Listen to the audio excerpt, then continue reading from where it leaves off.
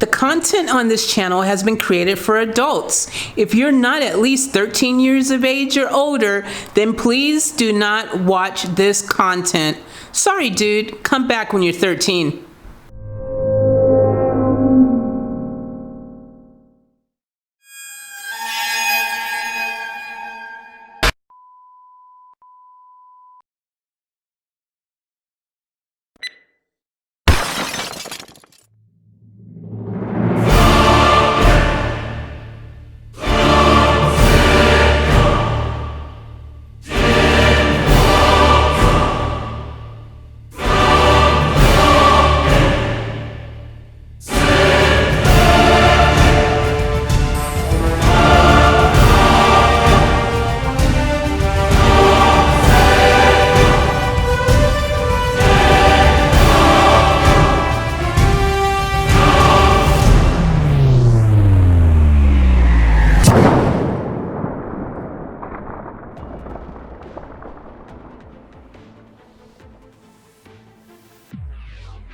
Alright, what's up guys?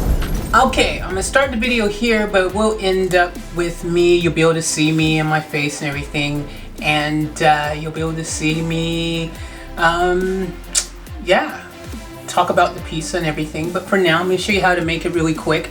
If you watched part 1 of how to make turkey sausage, that's this right here. This is homemade turkey sausage, just absolutely lovely, really tastes great.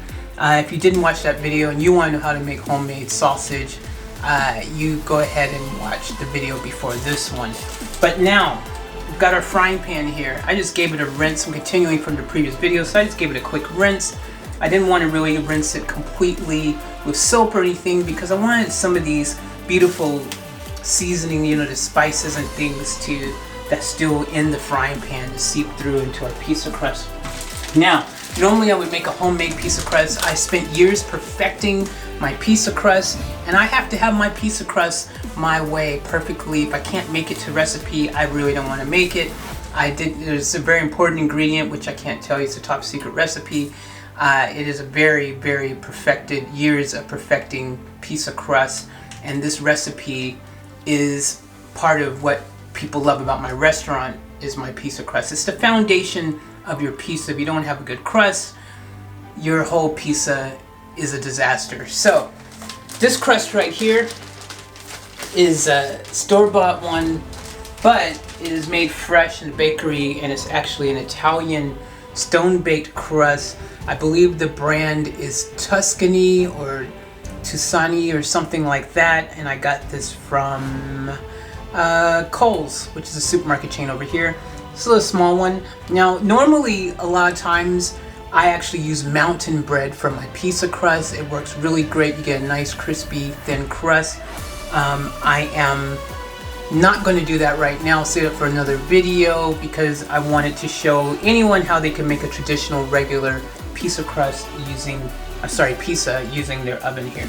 Now, what you want to do first, you want to take your crust here, and you just want to put it in your pan, and you want to allow it to actually just partially cook already and warm up. So you're gonna put this lid on it, and don't go too hot. Your goal right now is not to actually completely fully cook your crust, but you want to get it kind of par baked, if you know what I mean.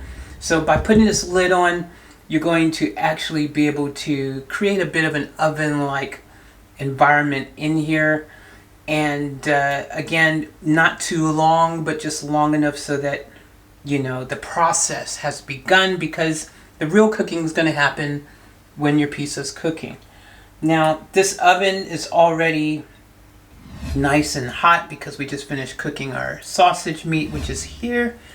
And make sure you've got all your ingredients ready to go. So while that's happening, we're going to go ahead and which is something I should have did earlier. I should have got my cheese and stuff ready.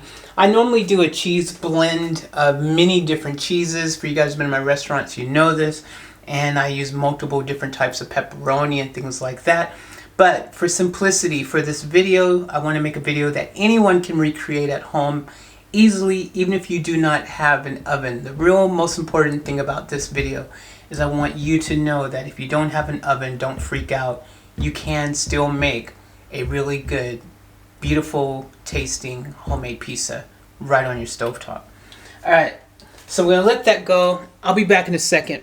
Alright, so we're going to get our cheese out. And I'm going to show you which cheese I like to use over here in Australia for you guys. I have tried many different cheese blends that are already pre-made in supermarkets since being over here. And I've come to discover this one right here, which I think is the best out of all of them. This one is Perfect Italiano. They do a perfect pizza cheese blend that has mozzarella, cheddar, parmesan, and it also has a touch of Romano on it, which they don't write on the front here, but they do put if you look in the back in the ingredients. This is a really nice cheese. It's perfect for the pizza. It's not really oily, and it has that kind of stretch that you like as well. And it just really tastes great. So if you don't have time to grate your own cheese and make your own blend, which I used to hand grate tons of different cheeses and things like that, provolone, all kinds of stuff that I would put in mine. I'm not going to reveal all my secrets because obviously they're my secrets, and I spent a long time perfecting that. And yeah, I'm debating whether or not to maybe sell all of my secrets for like a whole lot of money, but maybe not. It depends if I ever open another restaurant again, which I think I will, because I still want to franchise my restaurant brand. But okay, let's get back to this. So what you're going to do, you're just going to go ahead and cut this open, your cheese, so that's ready to be worked with. And I'm just going to pour this cheese right in here so it's ready to go while we're waiting our crust. Now our crust is actually ready to be flipped now. It's the perfect time to flip it. You can smell it. You can usually tell, you just kind of know. For me, I've been doing food for so long, you know, after having owned multiple restaurants and things, I just kind of know. Also, I'm washing my hands again, guys, not being overly pedantic, but again, ever since the whole thing, and plus it's also kind of embedded in me from having a restaurant. I've always been one to always be washing my hands and practicing, you know, good food practices. Alright, so you're going to go ahead and flip your pizza base over just like that. Give it a nice little flip. And you're going to make sure this is turned down a bit because you don't want your crust to get too crispy too soon. So I'm actually going to completely turn this down to about 1, because this is already nice and just preheated to a huge level. So we've got that. That's going to be our bottom. This is going to be our top. That's how we're going to work this, because you don't, again, want to use the top part that's already cooked too much. We're just going to turn that down for a moment, and I'll be back in a second. Okay, guys, so you're going to flip your crust over, put a bit of your favorite sauce. For this one, we're using Lego's pizza sauce, which is, you know, again, when you don't have the time to make it properly, and I like to make mine homemade, and mine takes hours to make, then you find something that works for you. This is going to be something that everyone can use. This is try and tested. The Lego's pizza sauce is absolutely delicious when, again, you don't have time to make it homemade yourself. Okay. So you've got your sauce. You're just going to go ahead and take the back of a spoon and just go ahead and put that sauce nice in circular motion across the entire width of your pizza crust. So just go ahead and, now I like to kind of do the edge thing, to each to their own. Not everyone likes that, but I do kind of love that edge, especially when I'm cooking pizza this way. You know, I just really like it because that cheese melts over the side and gets nice and brown, and it is just incredible. It adds to the experience, if you ask me. So there you go. You're going to take that, and then you always, and this is very important, You always start with your cheese, guys. Do not put toppings first and then put cheese. Put the cheese on top of the sauce. That is the way to do it. The cheese helps hold your toppings into place. Another misconception people have is they tend to, now we're going to go ahead and put pepperoni. I'll put the pepperoni while I'm talking to you guys. Now, one of the things that people also, is like a rookie mistake that people make, is they tend to forget that what you're really doing mainly is kind of warming most of your ingredients, especially if you've already pre-cooked your sausage and things like that. Pepperoni's already cooked. Your cheese, you're really just trying to get your cheese to melt. You do not have to freaking overcook your food, because most of the items you're putting on your pizza are probably already like cooked. And so we've got our pepperoni there, creating that nice base. Then what we're going to do, I'm just going to move that out the way. We're going to get a handful of our homemade, very delicious, this is the sausage we made, if you guys didn't see it in the last one, this completely homemade turkey sausage. And we're going to put that on the top here. Just nice and just, you know, again, you can be as generous as you want. It's really up to you, it's your pizza. But for best results, just don't go nuts. But you know, be as generous as you want to be. So you got that there. I think that's enough. We'll save some for another dish tomorrow we could use these for. But that's going to be beautiful. Absolutely beautiful. There you go. That's enough. Maybe one more. Okay. And then after you've done that, I'm just going to wash my hands because I'm about to stick it in the cheese. And I do not want my cheese to have all my greasy meat juices in it. Alright, now you're just going to take a little bit of a layer of your cheese and put on the top.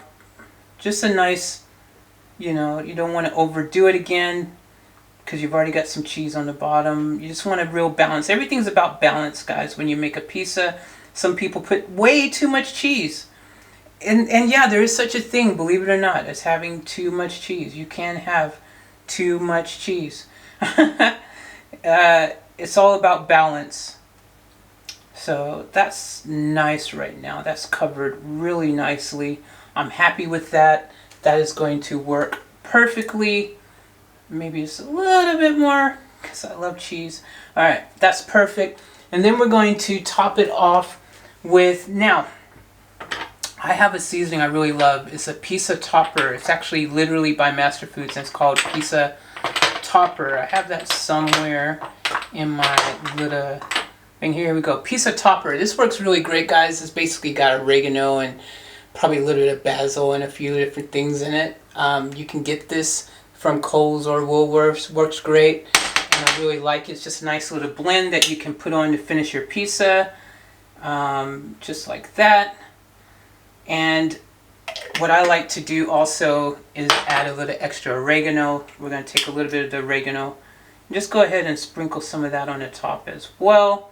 And now that is good to go. Turn your heat back on to medium once you've got your pizza already made. Now normally I make this from a cold frying pan, and I'll make my pizza before this is even in the oven. Do not preheat your frying pan, okay? Okay, like let me explain what I mean. If you have not warmed your, in a perfect world you would have a separate burner that you could use, a cold one, or you could take this completely off the heat and just put it here. Because yeah, you know, if you're using one of these type of crusts where you need to just get it partially cooked already, then that's what you got to do. But ideally, when you're making the pizza, you don't want the crust to still be cooking while you're making the pizza. You don't want that to get too burnt, too crispy, too brown, while your other toppings have yet to start getting melted in with the cheese and warmed up properly. So that's just a little bit of a tip for you. But go ahead, put your cover on the top as well. And then you're just going to let this basically work as magic. You're going to let that cheese melt. You're going to let, man, really that's all you're doing is letting your cheese melt, because again, everything else is cooked. This is creating our oven effect.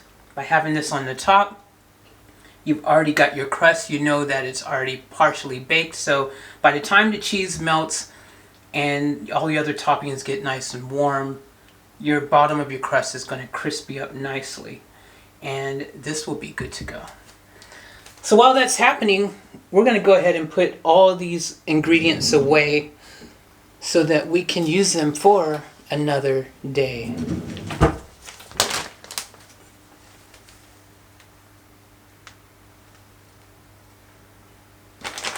I'm going to put my pepperoni separate.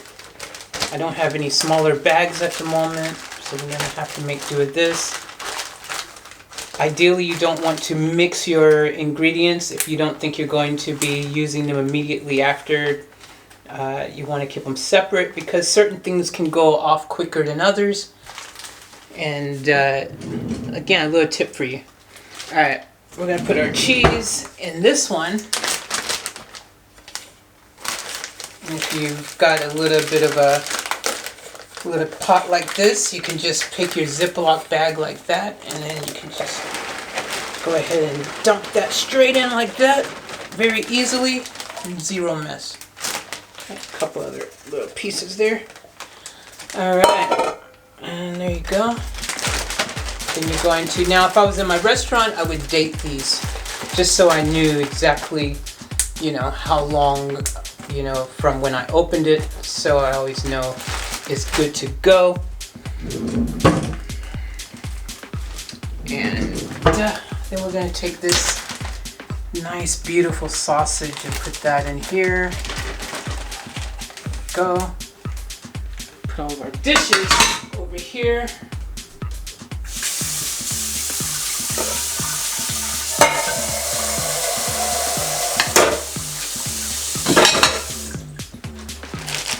Alright. Fold that. And that's already cooled down, so that can go straight into the fridge now. Always remember, if you cook food and you want to put it in the fridge, let it cool down, because otherwise the heat from the food can cause other food in your refrigerator to spoil if it's too hot. It causes heat to go in your fridge. So let's stick that in there. Stick this cheese up here. And this pepperoni right there. And there we go. Alright guys, so 25-30 minutes has passed. That is how long on medium heat it should take for your pizza to be done, cheese to be melted, all that good stuff. I'm going to take that off. And as you can see, that's cooked up nicely. Look at that. Look at that. And if you check the bottom is good to go as well. Alright, so we're going to go ahead and take that off the heat. Get your pizza pan, which I have. Just going to slide that off. Just like that. And go ahead and turn your stove off as well. Take your pizza cutter.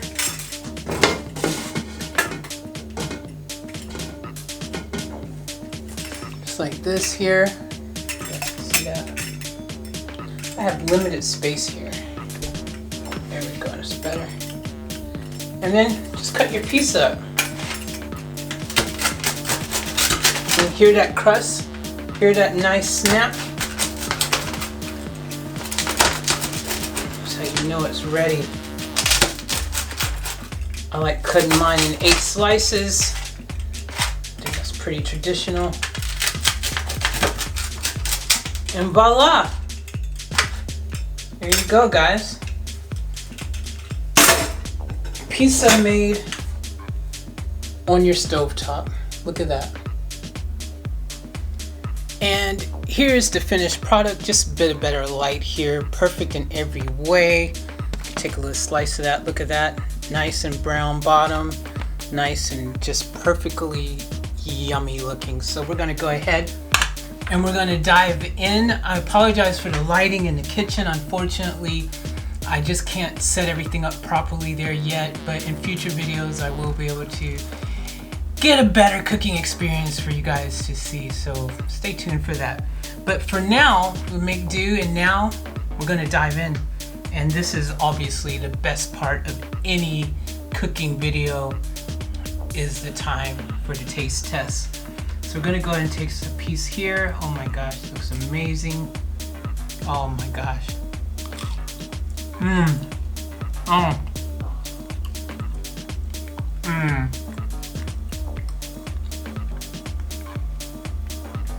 Oh my gosh. Guys, this is incredible. Absolutely incredible.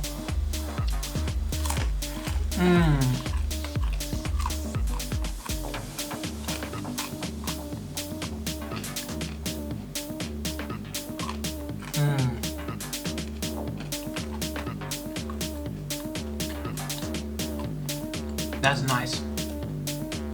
That's really nice.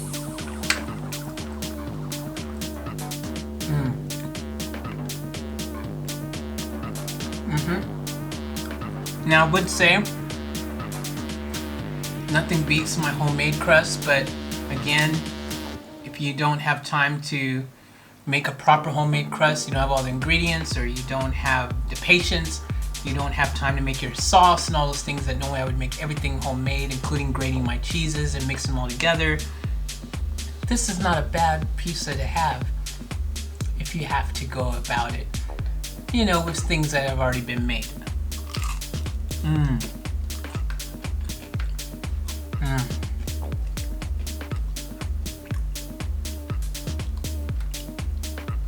Gosh, I love pizza so much. Absolutely beautiful. That's sausage. Perfect. Anyways, guys, I'm gonna end this video here. This video is pretty long as it is, so I'm gonna go ahead and enjoy this in my own time. Maybe put a movie on, take a break from editing and stuff, and relax a bit. And now you know you can make your own easily yourself, just like that. If I was gonna rate this based on taste, I'm gonna give it a 10, obviously, because I made it. Presentation, I'm also gonna give it a 10 because I made it. And on value, I think if I would have made my crust and everything homemade, it would have been cheaper. It would have came in a bit more cost effective, and I could have made you know, everything else homemade as well, did my other way. So I would say I'll give it value wise maybe a 7 or 8, just because I know I could have made this for cheaper, but it's still good. And that's going to end this video here, guys. Thank you very much. If you have any questions, put them in the comments and I'll do my best to answer them. And now you know you can make your own pizza without having a oven. It's possible just to have a burner. So if you're going camping, you can do it in a frying pan. If you're going or moving to an apartment or somewhere that doesn't have one like this one here, you can do it. There you go. Don't be afraid to get out there and just have a go. All right, I love you guys as always. Remember to tell me to fullest. Keep it off tap. We're out.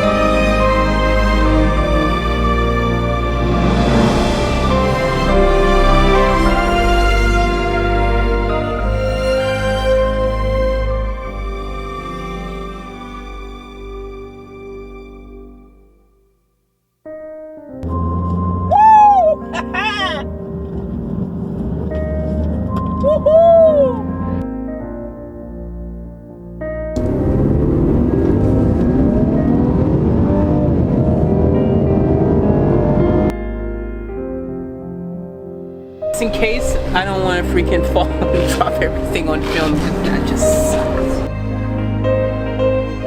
Alright guys, guys. We're gonna do a little mission right now. All right, this is just for you guys. We're gonna get out of here.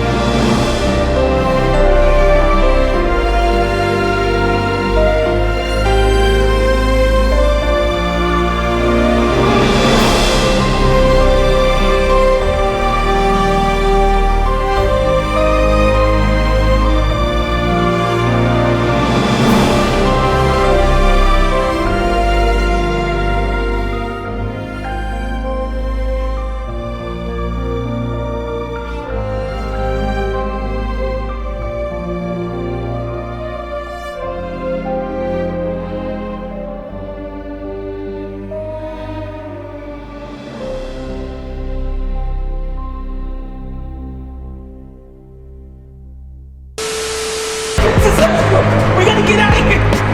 I'll catch you guys later for another vlog!